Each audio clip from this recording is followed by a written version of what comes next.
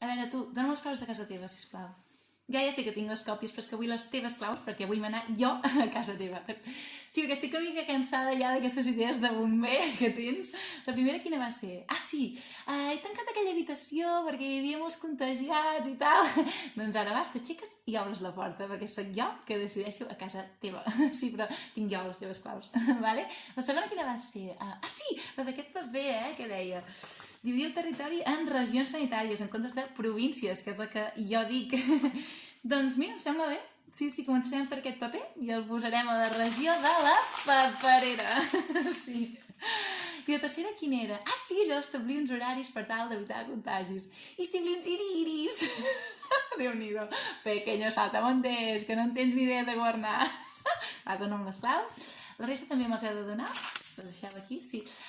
Canviant de tema radicalment, hem decidit des d'aquí que establirem uns horaris per tal d'evitar els contagis. Calla tu. I, tu també, les claus? Que tu vas tenir a Tarres i vés a saber. Sort que tenim un exèrcit supercompetent. Que per cert, parlant de l'exèrcit, vindrà a fer unes voltes per aquí al pis, sí. No han de fer res, només faran voltes. Bueno. I els que tingueu problemes amb els cotxes, perquè fa temps que no els feu servir i així, doncs no patiu perquè hem invertit molts diners en els cuiners i us vindran a ajudar. Mecànics. No, és que establim sempre el mateix criteri, vale? Crisi sanitària, doncs exèrcit. Problemes amb el cotxe, cuiners. I poder, si voleu fer doncs, una truita, us envio els mecànics. I ja està. De moment queden les claus fins al 24 de maig, vale? Perquè així estiguem units, perquè el més important aquí és estar units.